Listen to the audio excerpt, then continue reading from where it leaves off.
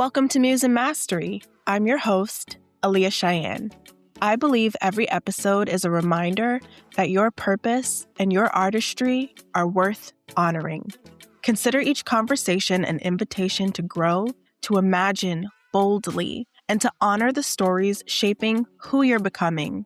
If something here speaks to you, help me grow this community of wise creatives by sharing the show with someone you love. Now, let's get into today's episode. Hey friend, welcome back to the show. I'm so excited that you're here. Today's episode will be an audio-only experience. There won't be any video, but I'm super excited to have a catch-up episode with you, to have some one-on-one time, and to reconnect. How are you? How have you been?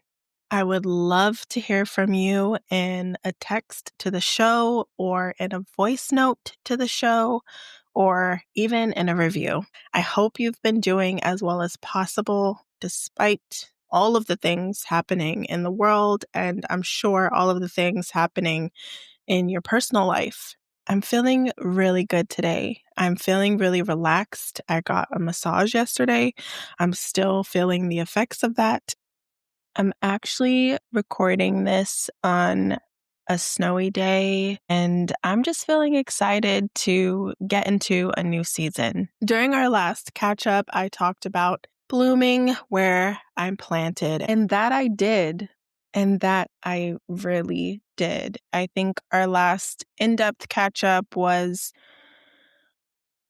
before summer 2025, and I have to say that summer 2025 was one of the best summers I've had in a really, really long time. It reminded me of my early and mid-20s, just going out to fun activities, spending lots of time with friends, going to events, like even simple things like catching a fun movie at a dine-in theater, like just more active than it's been for a really, really long time. And summer 2025 brought in so many new connections, new friendships, new experiences. It affirmed me in a lot of ways, in ways that I've been evolving as a person, in ways that I've grown.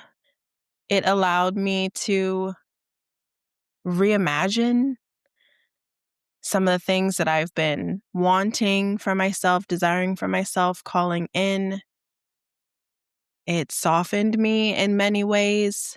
I'm a firm believer in having friendships around me that pull out qualities in me that have been dormant or that I haven't been able to access. And because I do believe that other people are mirrors for our good and our bad qualities, it's been really powerful for me to really lean into the friendships that I have in my life right now that I've gained over the last couple of years, and really cultivating and deepening ones that I've had for even longer, and just allowing them to make me softer, kinder, sweeter, more fun. Having such an incredible summer really brought out my playfulness, my childlike wonder again, and it was so magical. The fall was a really beautiful time too. It was very cozy, like fun and cute activities with friends, lots of grounding in nature for me. That's really important, especially before it got too cold. Just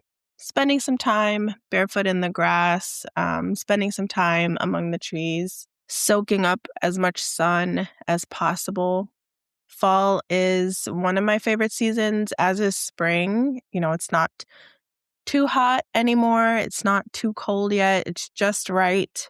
I love taking a drive upstate for no reason, nowhere to go, or somewhere to go, just to really soak in the foliage and just kind of get lost in my thoughts, listen to music, whatever. So it's just always an enjoyable season for me. Last fall, I went to a Renaissance fair for the first time ever in upstate New York. I went with two friends and we got all dressed up. We spent the day there and it was so much fun. I'm excited to go back, hopefully this year, and definitely want to plan the fit and the costume a bit sooner than I did last year. It was very last minute last year, and I want to get a lot more into it this year. And yeah, that was a fun fall activity for me last year.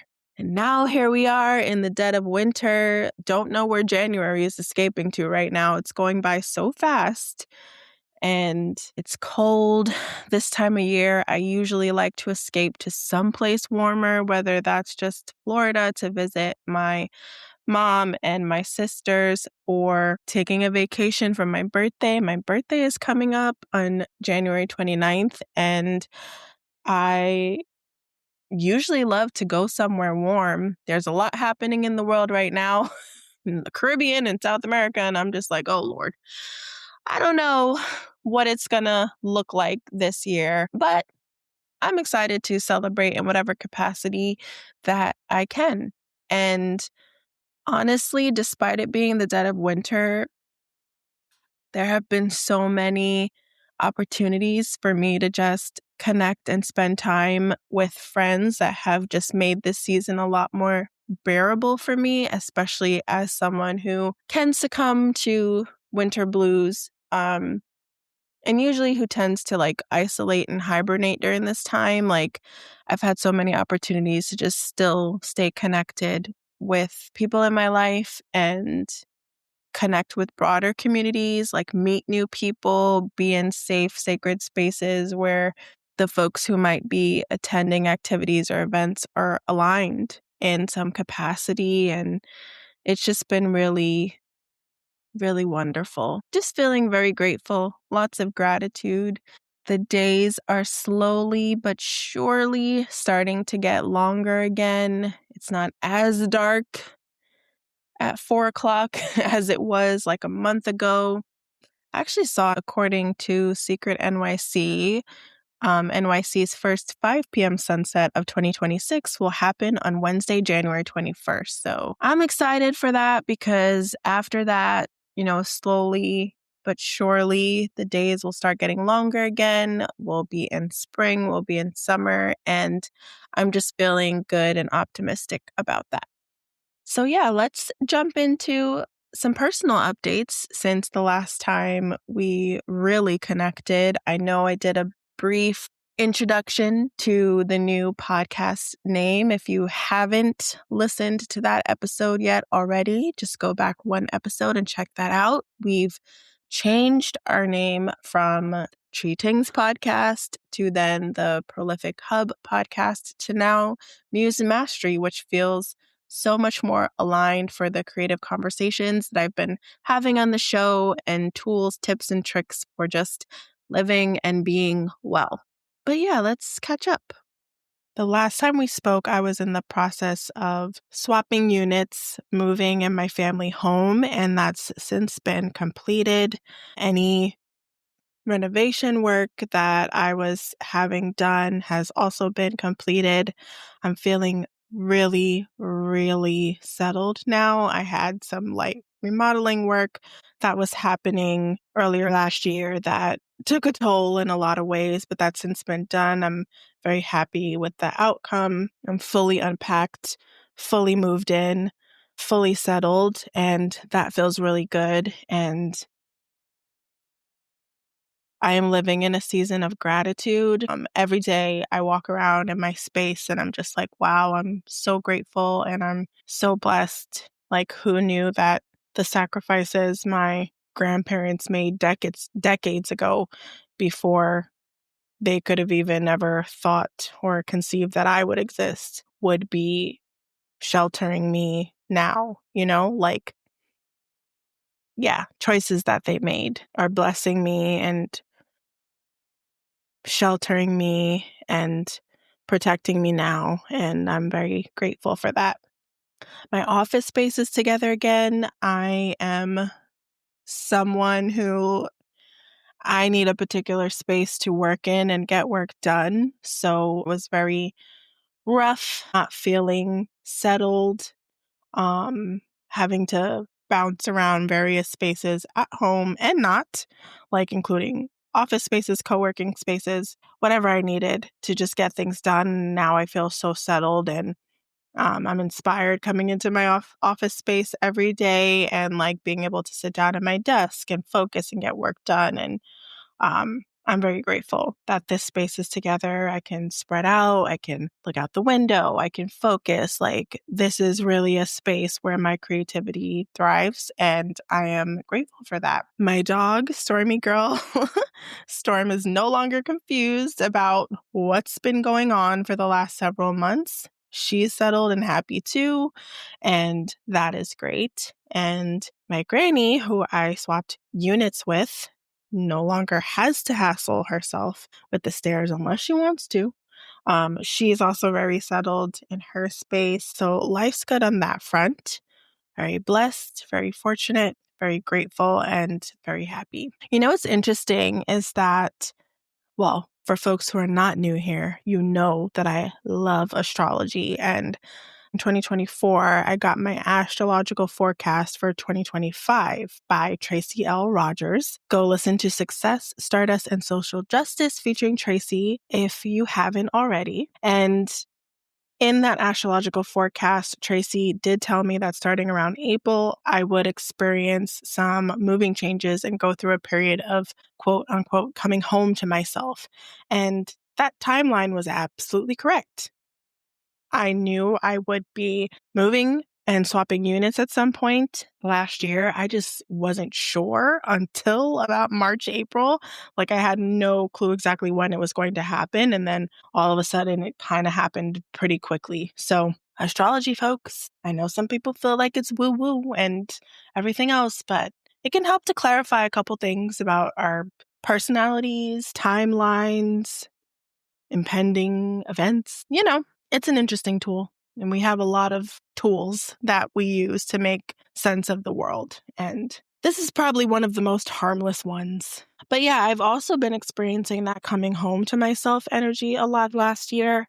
Everything from personal changes to interpersonal relationships with family and friends. So I've been confronting a lot this season, really sitting with myself and the energy I bring to spaces versus who I'd like to be, like how I'd like to show up in the world. I've been working to communicate better because despite having this show, I can be a very direct communicator, or when I'm like upset, depending on who and what I'm dealing with, that can come off extremely aggressive or extremely like detached. It depends on the person and the situation, but I really want to have a more level head when it comes to communicating. So that's something I've also been working on.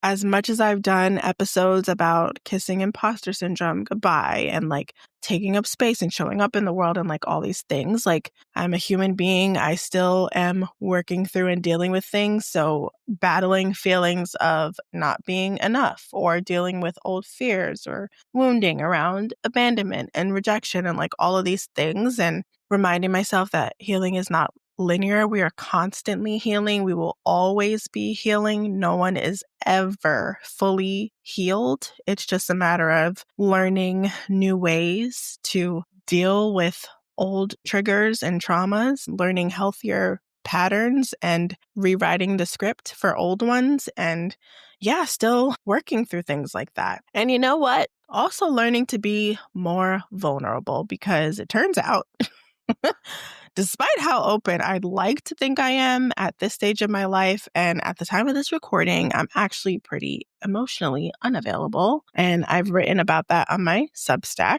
which is always linked in the episode description. But yeah, I'd like to believe that I'm not, but in many ways I am. And I'm still working on that, on opening myself up more and working through emotional unavailability, not being so closed down and protective and distrusting or mistrusting of like everything and everyone, and being a little bit more open. That's like not my nature by default. I actually really admire the quality of being more emotionally available and open. When I see it in other people, they remind me to do that more in myself, but I'm not 100% there yet. But I'm aware of it, and I am continuing to work on it and to do my best to grow through it. So there's that. I also know that if I want to deepen existing relationships and cultivate new ones, they can't be at the surface level where my comfort lives. So much internally.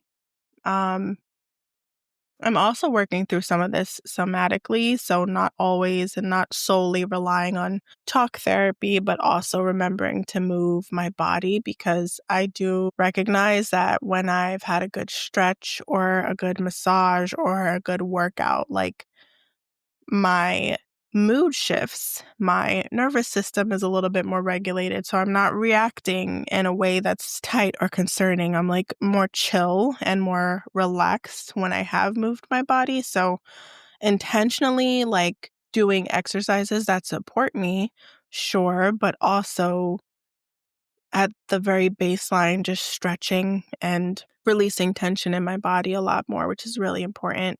Doing my best to be more in tune with my body as certain emotions arise and come up, and trying to live more in my body and less in my mind when it comes to my feelings. It's so funny. I went to a yoga event recently, and there were some freebies you could grab as an attendee, and one of them was like a postcard with an expanded feelings wheel. And I grabbed that immediately. I do my best to reference it so that I can really sink into what I'm feeling beyond just sad, mad, happy, like angry, like the basic ones, to really dig deeper about what's really going on with me. Um, so yeah, at my big age, like, using a feelings wheel helps. Shout out to the Can't Afford Therapy podcast for reminding me that the feelings wheel exists and putting me back onto it. And also the Lovers podcast, formerly known as Lovers and Friends, for the work that Shan Boudram, the host, is doing in her lovers community and through her newsletter and social media to really educate people about sex, relationships, and everything else. She actually did an expanded feelings wheel that included some additional feelings outside of the standard wheel that also speaks to emotions and feelings and all of that good stuff. But also just being more aware of my body when I'm feeling certain things, like, is tension rising here? Like, do I feel my ears getting hot because I'm angry? Like, do I want to speak because I feel pressure in the base of my throat? Like, am I getting really passionate because I feel a lot of energy and force in my heart area? Like, does this thing not agree with me because now I'm starting to feel pain in my lower back, or like areas where I tend to have tension and discomfort? Like, does that feel irritated or inflamed when something is going on with me? Like, little things like that. I'm just trying to be more conscious and aware of. I'm not perfect at it, but I'm working on it and working through it with coaching and therapy, still taking care of my mind, but still trying to tap into my body a bit more. I'm working through learning to trust myself and my own decision making more, and not constantly asking everybody around me what they think. Slowly building habits that I want to come naturally to my future self. So routines that make me feel well, movement as a regular practice, eating better and healthier, being softer, more kind, more vulnerable, more open to receive. Like, all of these things are things that I'm working on, and just grounding my energy in the earth, because I know she can hold me and my emotions and my feelings, and I will never be too much or not enough for her in that capacity. So just doing things that make me feel centered.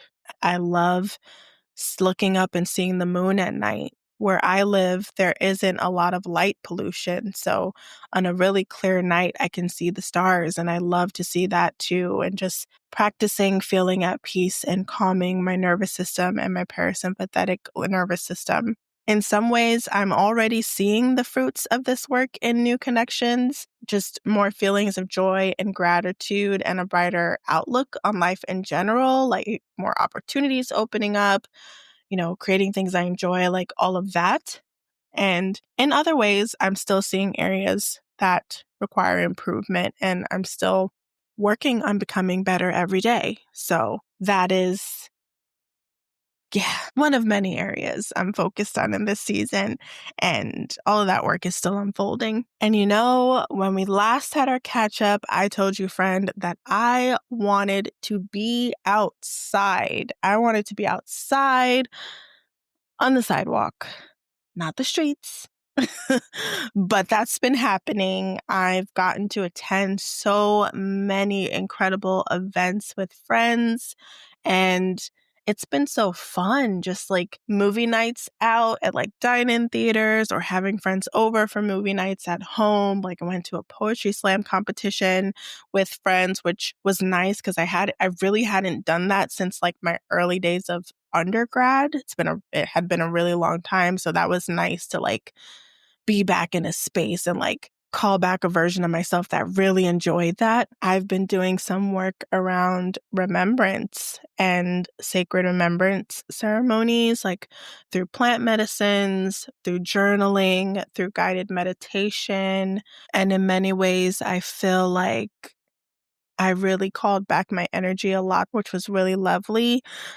Inner child healing workshops, beach bonfire, like so many activities, like yoga events with other incredible Black women, community care sessions, just so much stuff that has really fed my spirit. And what I've really enjoyed is that I've gotten to do a lot of these things with new friends, but I've also gotten to do some of these things with friends that I've had for a really long time, some since college, some since first grade. Like, it's been really nice to like have friends be together, like experience new things, especially for friends that I've had for a really long time who, sometimes we're not always interested in the same thing, but it's been nice to like experience new things that we're interested in together. So that's been really fun. In fact, at the time of this recording, I will have recently attended an event called Ecstatic Descendants, which was really beautiful. My friend invited me to this event and I really enjoyed it. It was at the Caribbean Cultural Center African Diaspora Institute in Harlem. It was led by Charlotte James, who is a plant medicine healer and who's in the house scene in Baltimore and who really had this vision of curating a house music, like EDM experience for children of the Caribbean diaspora. Really having that music and that vibe, but with music that is more relevant to us, to our experience, to our culture. It was also co-led and co-facilitated, co-hosted by Ahime Ora, who is a spiritualist and an author. I have a couple of her books as well. I love Ancestors Said, which is a devotional with a message from spirit that you can use every day to reflect on, to think about, to set an intention around, to journal about. She's also the author of Spirits Come From Water. And also Lindsay Ayala, who is the founder of Yabisi, formerly known as Bread and Butter. She is a 7th generation Botanica owner, big on plant medicine, community care, cleansing, spiritual hygiene, and so much more. It was really a beautiful experience. Ahime led us through a really powerful reflective journaling experience and visualization meditation for our future selves. Lindsay led us through a plant medicine workshop where we learned more about the health and spiritual benefits of basil and dandelion, how we can use it to support ourselves and our diets, but also as a tool for spiritual cleansing, sweeping our auras and protecting ourselves.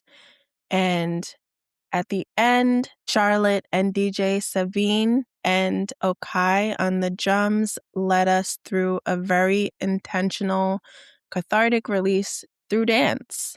We got to rock on out and dance and move the way we felt and we wanted to, and the way that Spirit called us to, through drums, through ancestral music, through the lens of house music and EDM, which you know the history of most musical genres in the United States, particularly house and EDM, everything originates with Black people.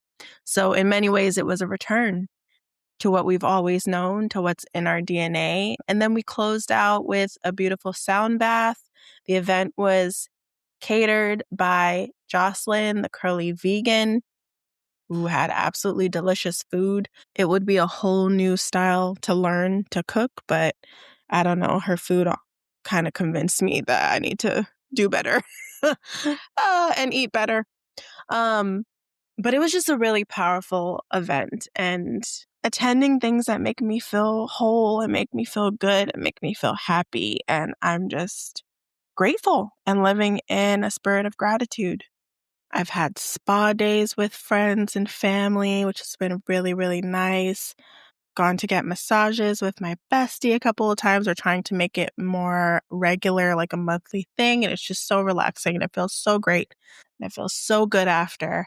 Yeah, I mean, there's some things I want to get into. I keep saying it. I haven't done it a lot yet. I have gone antiquing a couple of times in my past, but I want to go more regularly just because I'm like nosy and curious, and there are so many stories behind antiques, like why things end up where they do, whether that be people actually sell them to these antique shops or maybe people pass away and the antique shops get hold of their items like through estate sales and other things like that. You know, in some cases, people's things get repossessed from their home and all kinds of things. And sometimes some of those materials end up in antique shops, like marble fireplaces and all kinds of things. So I'm just curious and nosy.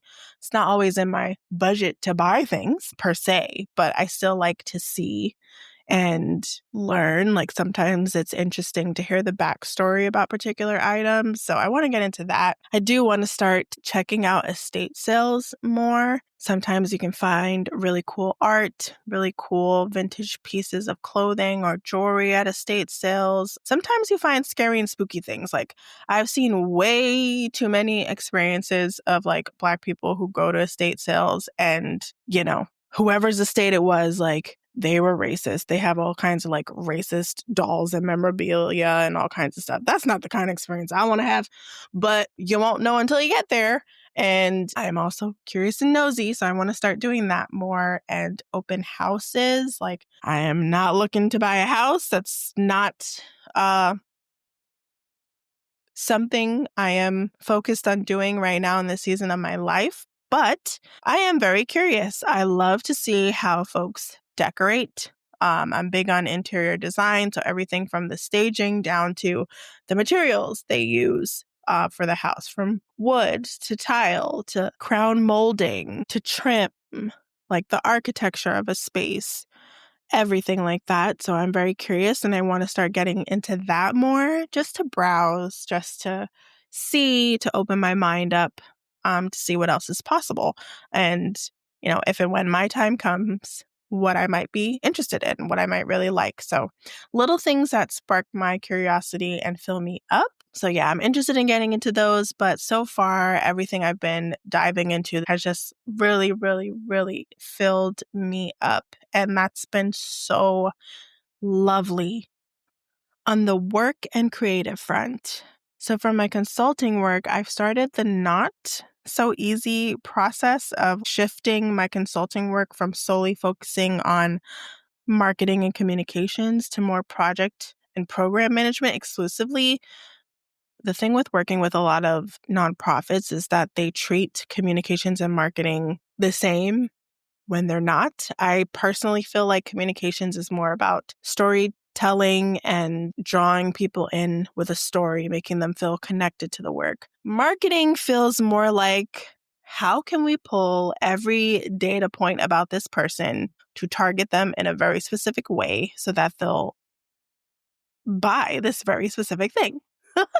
And that's like a gross generalization, but to me, that's the difference. Like that's what they feel like. And yeah, I just don't fully want to be in that space anymore, despite how important comms work is. I want to honor what I'm naturally good at. And what I'm naturally good at is project and program management. So I've started shifting my work to do that more exclusively. I am a systems expert and builder. I create structure and order out of chaos, and I'm really, really good at it. From executing events to launching new programs to outlining campaigns. And that's exactly where I'm focusing my energy. Now, the shift hasn't been completely smooth because most of my clients know me for communications work. So sometimes renewing requires like some tweaks, or folks coming to me by like word of mouth for one service are a little surprised when we connect and I share them pivoting from that work. So that being said, it is a shift. It will continue to happen. I'm taking on communications and marketing clients because money at the end of the day, but I'm really in a season of trying to prioritize project and program management opportunities for my consulting work. So wish me luck. Most of my clients to date have been organizations I've actually worked with in the past from previous corporate and nonprofit roles. Others have been word of mouth and they're new. Like folks I've previously worked with have recommended me in other spaces. And I'm so grateful for that. So when they know that maybe a company, an org, or an individual is looking for a consultant with my area of expertise, like they put me on, and that's been fantastic. And then in other ways, like some of my clients have been folks I know directly in positions of like leadership and power who can just say what it is and bring me on. No questions asked. We need a combination of all of them. And I'm grateful for who I'm working with in this season and opportunities to come down the line. That being said, I'm still going strong for now. This working for yourself stuff ain't for the faint of heart. And sometimes I'm completely over it. Like some days I'm just like, wow, paid leave and company sponsored or discounted health insurance. Yeah, I miss that. And it sounds lovely. So who knows how much longer I'll be keeping this up. But for now, it's still working out in my favor. And I'm very grateful for that because it's not always easy to jump out on your own. Random, but not so random. I did see a video of a guy like venting about the person who tried to write his job and get him fired for the views he expressed over Seekirk. But said guy owned his own business. So the person wrote in and wrote to him. And I was like, yeah, having your own shit does come in handy in times like this, but also it's equally stressful. I see people quitting corporate and picking up simpler jobs or manual labor jobs and talking about how much happier they are. I see people grinding and making the switch from simpler jobs to corporate and are happy for the stress because now they have more money. At the same time, over 350,000 Black women that we know about are losing jobs, and we're seeing droves go into entrepreneurship. We've been the leading demographic for entrepreneurship for a really long time. At the same time, a lot of Black women have been longtime entrepreneurs. They're burnt out from it, a lot of them, and returning to work because they don't want to struggle and chase a bag anymore and want the relief and convenience of a steady paycheck. Permitting said job doesn't terminate them abruptly. It's a vicious cycle. I will say that there's no clear path, and the only right path for you is the one you know to be true. And sometimes it requires experimentation to arrive at your answer. Whatever your choice, feel the fear and do it anyway. On the creative front, I've continued to work on my Substack, which has been really fun. Getting back into writing has just been so nice. My book, I'm still working on it, Surviving Singleness. If you haven't checked out that episode, go back and check it out. And this show, although I will say this show has been a much slower pace because I've been building in more time for fun and leisure and joy between consulting work and creative work. And I'll keep saying this. I don't even know if I've shared this on the podcast, but I've definitely shared this with like friends and in other spaces that like writing Surviving Singleness has really opened my heart back up in ways that I didn't expect. And I'm feeling more confident and like vibrant these days. So I'm trusting my own energy, my authenticity, my magnetism, and it's been fun. So, yeah, that project, the book is ever evolving as I'm having new experiences. So that's been really beautiful. I mentioned a lot of like personal work that I'm doing, but some of that like extends beyond just like my body. It reflects in my relationships. Like I've always been a disruptor. I'm disrupting family dynamics and like my own toxic behaviors and patterns, and really taking stock of how much or how little I've grown in certain areas and taking steps every day to become the woman I want to be. I've been confronting my shadow self a lot, the parts of me that I've buried in shame or guilt and that I haven't wanted to see the light of day, battling feelings of unworthiness at times, but being audacious and devoted anyway. I actually wrote a piece about this on my Substack, so if you haven't already, be sure to check out The Feminine Urge to Create over on Substack. There's a link in the episode description as well. Despite all that I'm working on, I still have a deep desire to be loved and cared for and touched despite my flaws and imperfections. And we actually go in depth about touch, untouchable bodies, a conversation with Touch Me, I'm Sick author and return guest Margot Feldman, who is the creator of Softcore Trauma and author of Touch Me, I'm Sick, a memoir and essays. So if you missed that episode, be sure to check it out. There's so much happening right now, from distractions in the US that are drowning out the ongoing extermination of the people in Palestine, to rising tensions and conflict in the Middle East, to the ongoing onslaught of Congolese people in the Democratic Republic of the Congo and the Republic of the Congo, to the suffering in Sudan, to right here in the US, where the recent lynching of Delta State University student Trey Reed was overshadowed by the assassination of a white supremacist who publicly, proudly, and blatantly vocalized that we should bring back public executions. Bombs dropped in Nigeria under the guise of religious persecution. Meanwhile, it was always what it's ever about: resources. And ships have been blown up under the guise of transporting drugs, although that's been firmly disproven. And now Venezuela is in a state of chaos. It is unending. We have a resurgence of protests reminiscent of 2020 and George Floyd, with protesters clashing and going toe-to-toe with ICE, who a lot of people are comparing to the Gestapo. However, let us never forget that Germany learned a lot from the United States. And if anything, ICE police are returning to their base level state as slave catchers and slave patrols. There's nothing new under the sun. They're invoking many of the same behaviors that authority figures always have, and that many of our ancestors unfortunately endured throughout history. Y'all, these are just wild and out-of-pocket times, and yet we persist. We create, we adapt, or we become expats. But either way, here we are. I do want to play some videos by creators I enjoy and I think are worth listening to in this season. Everyone from Dr. Shantae to Alondia, who goes by Ebony Archival on TikTok, Amanda Seals, Therapy Jeff, and more. So I'm going to insert a string of these now for you to check out and listen to, and I'll also link to all of them in the episode description in case you want to watch and listen to them again and maybe share with others.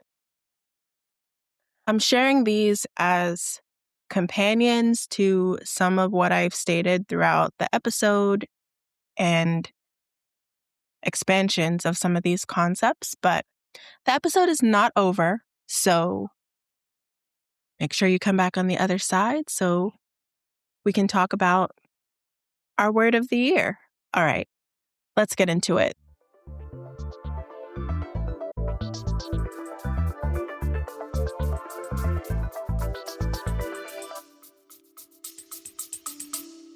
Stay with us. We'll be right back. Hey, creative. If you've been craving a slower, more intentional way to check in with yourself, I want to share something close to my heart. I created a guided journal with writing prompts for growth and emotional wellness, designed to help you process, reflect, and reconnect with what's actually going on beneath the surface. It's gentle, honest, and meant to meet you right where you are. If journaling has ever helped you make sense of your seasons, or if you want it to, check the episode description to learn more. Think of it as a companion in your becoming. Now let's get back to the episode.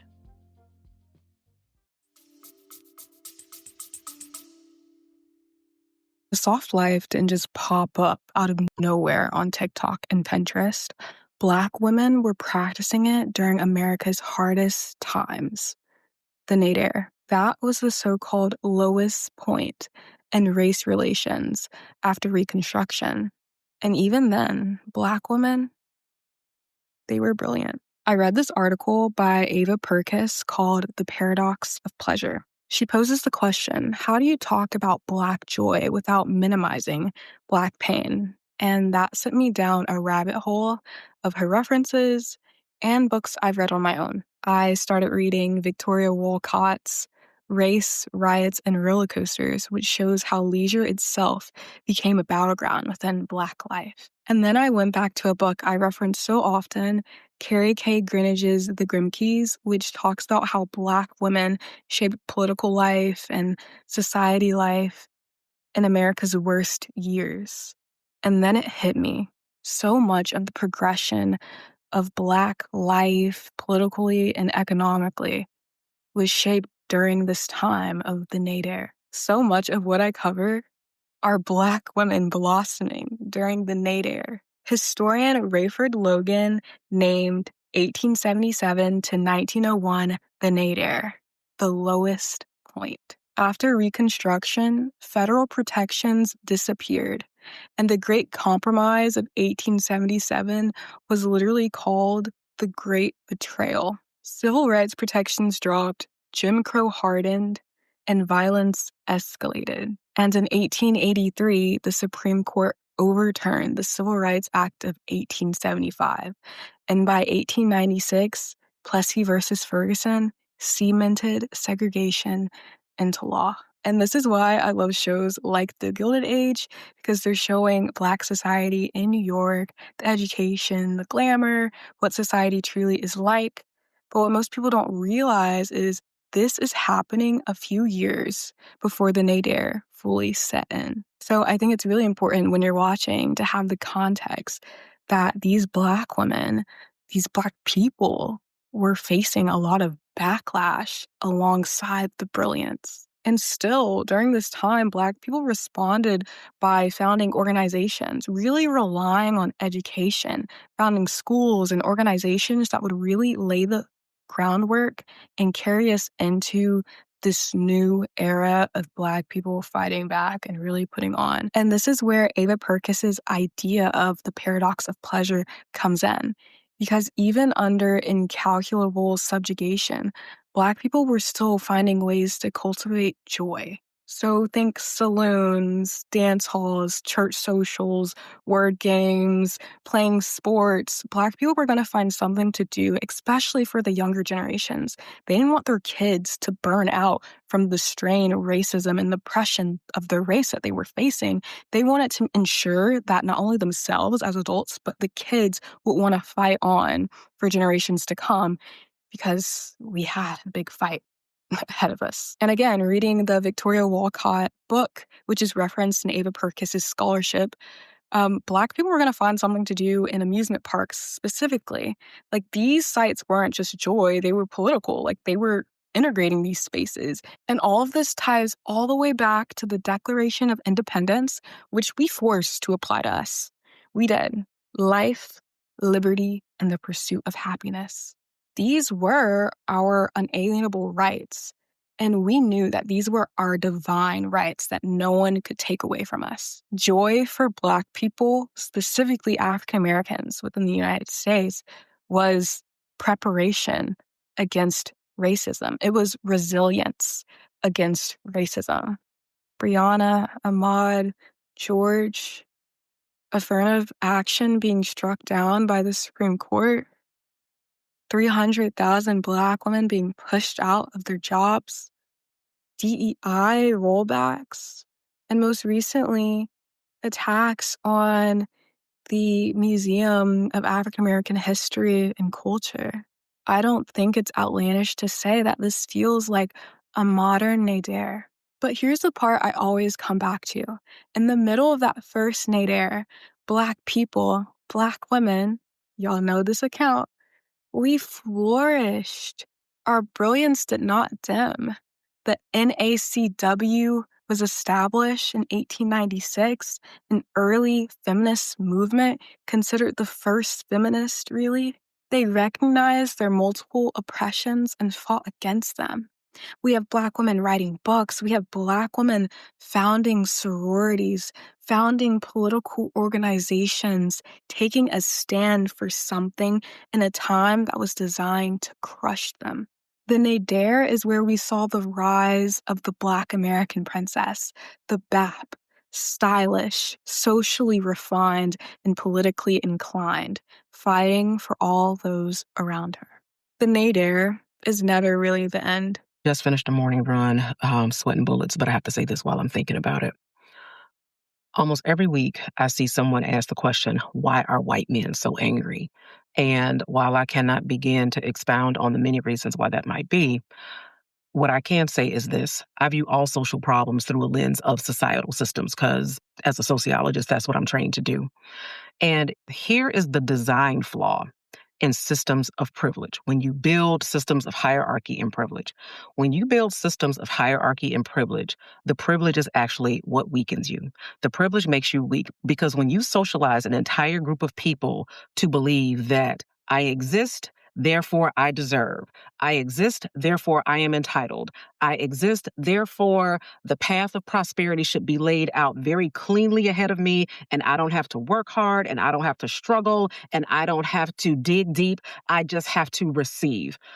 Meanwhile, you are socializing all other groups to survive with less resources, with less privilege. And so as a byproduct of their survival, they are becoming adaptable, resilient, creative, resourceful. They are developing the muscle for survival that they subsequently turn into systems for success and prosperity.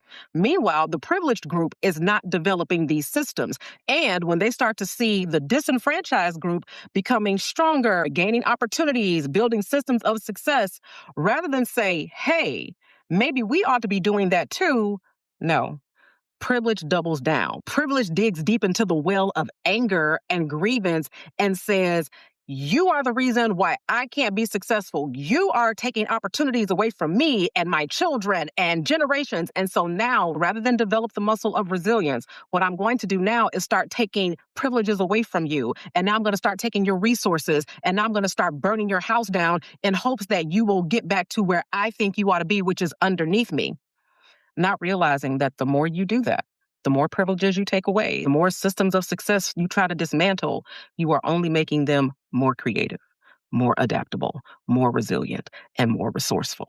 So it becomes this Ouroboros, this snake eating its own tail, because the very system that you designed to uplift yourself is actually the one that is putting you far behind because you never develop the muscle, the work ethic, the resilience, the innovation, and the creativity as the disenfranchised group. Stay with us. We'll be right back. Hey, creative. If you're craving a quieter corner of the internet, one that's thoughtful, soulful, and actually nourishing, I'd love to invite you to my Substack. You can follow me at Aaliyah Cheyenne on Substack, where I write The Feminine Urge to Create and Pages and Portals. It's where I share reflections on creativity, purpose, books, and becoming. A slow, honest writing for this season of your life. If that sounds like your kind of space, check the episode description and come sit with me there. Okay, let's get back to the episode.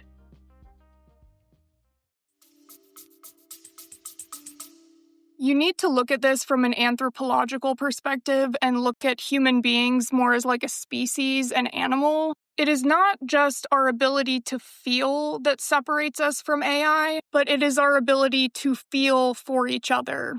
Empathy, the ability to empathize. And I say that empathy specifically is what makes you human because animals have feelings. For example, I've seen countless videos of like people who have multiple pets, and when one passes away, the other pet will experience depression because of the loss of their buddy. Animals can feel. Humans can empathize. Literally appears in every single major religion as what we call the golden rule. That is your ability to empathize with other people. If you are unable to empathize, if you are incapable of putting yourself in their shoes and seeing how you would want to be treated if you were them, you are lacking a key component of humanity to you. You do not support the betterment of our species. You are an active detriment to our species. And if we were still in hunter-gatherer times, you would have been weeded out as the weakest link in the community. Humans can only survive in a community. People in a community protect one another. They work together. They pool resources and share. And as seen in every other species on this planet that functions in community and not alone, it is typical that if an individual is not contributing their fair share to the community, and or if they are actively harming the community itself and the well-being of all, they are then isolated from the pack and left to die alone. It was literally necessary for the advancement of our species. Now, at some point of the human population growing, we developed wealth accumulation, right? Accumulating wealth means control because you can afford land, you can afford weaponry, or an armada if you wanted. You can afford resources, and then you can control the resources, and thus now you are in a position where you are the person dictating what happens in the community. And here's the fatal problem with that. Having a lack of empathy makes it easier to acquire wealth because you have no problem persecuting others or lying or cheating or stealing or doing whatever you have to do, including unaliving and enslaving people in your community. Because of this, communities lost the ability to weed out the people who do not have empathy and thus are harmful to the community. Not only did they lose the ability to ostracize these people, they became controlled by these people because they were able to accumulate wealth with their lack of empathy for others. And because now the people that are controlling society and ruling it are the people without empathy, we see the emergence of things like white supremacy and the patriarchy. And because of the patriarchy, women were forced to marry and reproduce with people who otherwise would not have been suitable candidates. And that is literally the reason why now, as a human community globally, we are about to have the world's first trillionaire exist, while some people cannot even afford to eat right now. Now, if you are a racist, I'd reckon you didn't stick around this long in the video, but I know that some of you are going to try to make the argument that I don't feel empathy for racists, so that makes me subhuman, and that is not true, because it is my evolutionary and biological responsibility to humans as a whole to not feel empathy towards the people who are harming the overall good of all of us. There is no reasoning or logic on this entire earth that justifies oppressing anybody. You are quite literally trying to compare non-empathy for the detriment of mankind to non-empathy for the betterment of mankind, as if they are the same thing. And I'm not saying that all racists need to die, but I am saying that I am totally okay with you guys going off on your own and starting your own communities outside of the society that I live in, because I don't want you in mine. For every racist that leaves this world, the world becomes a little bit better of a place. 75% of Young men don't like taking orders from women. I'm sorry, it's just a fact of life. Education is incredibly feminine in its approach and also in its staffing. 75% of teachers before 8th grade are women. Nothing against women teachers, but this is a truism of life. What does truism mean? Trust, risk, and security management. How is that supposed to make you feel? But it's supposed to make you feel like men should not be taking orders from women. What does he say after that? Teachers before 8th grade are 75% women. And then combine that with young men don't like taking orders from women. What is that message saying? He's saying that boys like us do not like taking orders from teachers.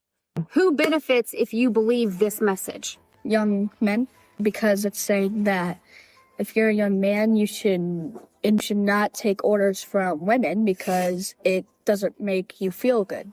Trust, risk, and security management. What do you think he is implying that the problem is? Trusting a woman teacher is risky. According to him, for who? Young men. And how does that make you feel? It makes me feel like he is very incorrect. Makes me angry. If your best friend believed this message, how would it affect him? Probably wouldn't listen to woman teachers. It would just be a big mess. Does it kind of give misogynistic vibes? Yeah. How could this message be improved? Even if you don't like your teacher, you still should respect them because they're trying their hardest to teach you stuff. It doesn't matter if you already know how to do this. It's like a review for you. Listen, don't interrupt or anything. Maybe you learned something you didn't know.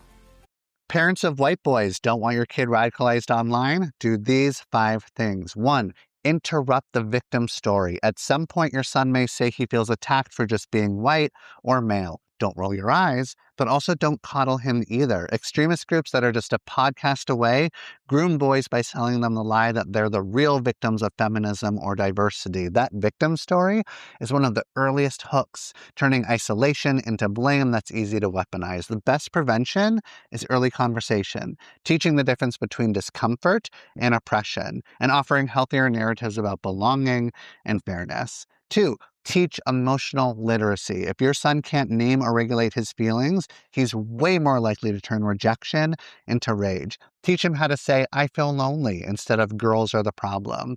Feelings don't disappear just because you ignore them. They leak out as blame and turn into resentment and contempt, and then far worse. 3, model healthy masculinity. If all he hears is man up and don't cry, he's going to find belonging in toxic online spaces that reward cruelty, because if you won't let him be vulnerable, he'll settle for being violent. Show him that strength includes kindness, sensitivity, and respect, or Reddit will happily show him the opposite. 4, teach digital literacy. Stop pretending he's just gaming. He's also in Discord servers, YouTube rabbit holes, and TikTok feeds being told who to hate. Teach him what algorithms are and how propaganda works, or the internet will raise him for you. 5, build belonging that isn't online, please. Isolation is rocket fuel for radicalization. If your kid doesn't feel connected in the real world, he's going to go looking for belonging on Discord, YouTube, and anonymous forums full of rage. And those places will happily hand him an identity built on cruelty. So here's the bottom line. Get your sons off Discord. Don't give them weapons. Give them belonging. Sign them up for bands, D&D groups, improv classes, woodworking, archery, volunteering, whatever makes him feel connected and creative. Talk to him about the feelings he's feeling before some manosphere influencer does it for you. Because if you don't shape his world, the algorithm will, and you're not going to like the result. Stay with us. We'll be right back. Hey, creative. If you love a good deal, and let's be real, most of us do in this economy, consider this your friendly reminder.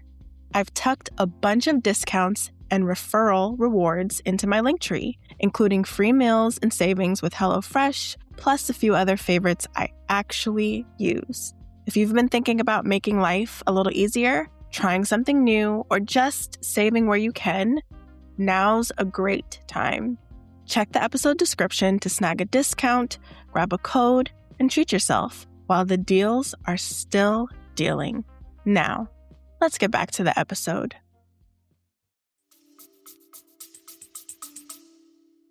Good morning. I think it's important to provide some context to what's going on globally while the United States does what it always does, which is be completely self-involved in matters that are actually not important to the rest of the world, i.e., arguing over whether or not to eulogize somebody who aspired for the actual discrimination, death, and denigration of others. I digress. So while this nation has been caught up in that, Israel started a whole other beef with Qatar. Israel is inexplicably tied to the United States. Qatar just gave a whole plane to the president of the United States. Qatar was the country that was carrying out the negotiations between H Group and Israel. And now Israel's bombing Qatar. So this is yet another advancement of their military onslaught in the region. At the same time this is happening, remember that boat in Venezuela that Pete Hegseth said they had to take out because it was bringing fentanyl to the United States? Nobody on that boat was a drug dealer. Everybody on that boat was a fisherman. And the United States took their lives for political reasons. That means the United States is looking to start wars in both the Western Hemisphere and using our colony in the Eastern Hemisphere. One of our allies, France, just kicked out its 5th prime minister because they don't have no money and they can't figure it out without taxing the rich. Meanwhile, a judge just ruled that 400,000 people will lose their legal status, so they are now criminal immigrants in a country that they've been legal immigrants in for the last how many years? And they are proposing to take the visas of anyone who was not speaking favorably about this man who was just unalived. And a representative of Florida just brought to the floor of Congress that they should be able to revoke the passports of anyone speaking unfavorably about Israel. Passports, as in U.S. citizens. So just wanted to catch you all up on that because I know that we've all been caught up on the wrong. Can anything be done to stop any of this? Not that I can think of, but you can be prepared because war is coming. In addition, the expansion of your awareness makes you harder to manipulate.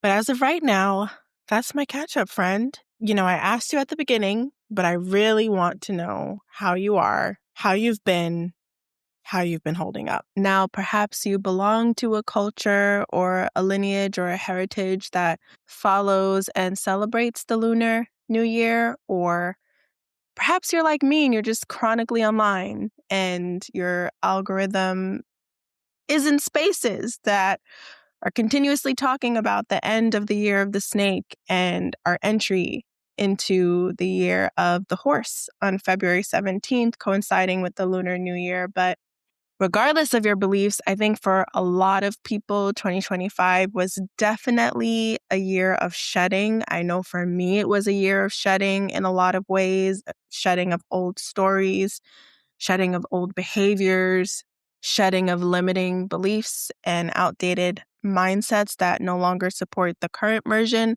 of me or the future version of myself that I'm working towards. So I am so curious to hear from you, friend. If you made it this far in the episode, get in touch with me. Let me know. Send a text to the show. If you send in a text to the show, I have the opportunity to respond on the show in a future episode. Leave a review. It helps me more than you know. It helps to boost the show more than you know. It helps to connect our show to other like-minded folks who might need to hear it. As always, tell a friend to tell a friend. Please share this episode with your network, with your friends, anyone you think who might be interested, and let's connect. Oh, and I can admit this episode has been a bit all over the place, but thank you for bearing with me and making it this far. I would love to know what your word of the year is. I've been putting some thought into this for myself. Usually my word of the year comes to me a little bit later, maybe in the spring, but I'm feeling pretty confident about mine right now. In 2024, my word of the year was audacity. And in so many ways, I was so audacious. I really went for it with my podcast. I really went for it making the transition from my previous role to jumping into consulting work full time. I took more risks. And 2024, although there was a lot of upheaval, was a really solid year. And I feel like I truly embodied my word of the year, audacity. In 2025, my word of the year was devotion. And I've really been thinking about it. I don't think I fully lived up to devotion in every way that I could, but in so many ways, I really did. I was devoted to my creativity. It pulled me away from the podcast a little bit, but I was pretty consistent with writing on Substack. I was in the throes of working on my book and still am. I truly became more devoted to connection and friendship in ways that I haven't been in the past. And I became more devoted to myself by being clear on what I want, what I need, what I desire, what I'm working toward, and what I'm hoping for. And I want to continue to embody these words going forward. They're not just words for the year that I abandon and leave behind. My goal is to always integrate these things as I work to become the version of myself I desire to be. And I am grateful for the version of myself that I am now. So audacity and being audacious continues to walk with me. Devotion and being devoted continues to walk with me. And for 2026, I feel strongly about the word healthy. I want to be healthy. I have a big goal that I'm working toward this year, and I'm excited to achieve it. I'm excited to meet myself again around this time next year and have succeeded at my goal. I'm excited to make better and healthier choices for myself, not just physically, but emotionally. I want healthier relationships, healthier friendships, healthier love, healthier physical health, a healthier mindset, healthier finances, because we are creating generational wealth over here. I just want everything to be healthy and blessed. So for 2026, my word is going to be healthy. This is going to be the word that I return to as I'm making decisions and choices for myself and my future and the connections around me. So I'm super curious to hear what your word of the year is. What have you been thinking about? What are you calling in? What's been on your mind and your heart? Yeah, what's your word for the year? Let me know in a review or a text to the show or in a voice note. Links to text the show or record or send a voice note are always in the episode description. Just head to the episode and check the description. All right, friend. Thanks for tuning in to another episode of the show. If this episode resonated with you, please be sure to tell a friend, and to rate and review the show wherever you're listening to it right now. Thank you for lending me your time, your energy, and your ears. I appreciate you for being here. Have a great rest of your day or night, and I'll catch you on the next episode. Here's to a new season of Muse and Mastery. Yay! So excited. Bye. Thank you for tuning in to this episode of Muse and Mastery. I hope this conversation felt like nourishment for your creative spirit. If you enjoyed the episode, share it, leave a 5-star rating and a written review, and pass it along to someone who needs it. Let me know what you're taking away from this episode, from your reflections to any questions, by sending a text or a voice note to the show, and I'll respond in a future episode. Your support keeps the space alive and growing. Until next time, creative, keep showing up for your creativity with purpose, devotion, and audacity.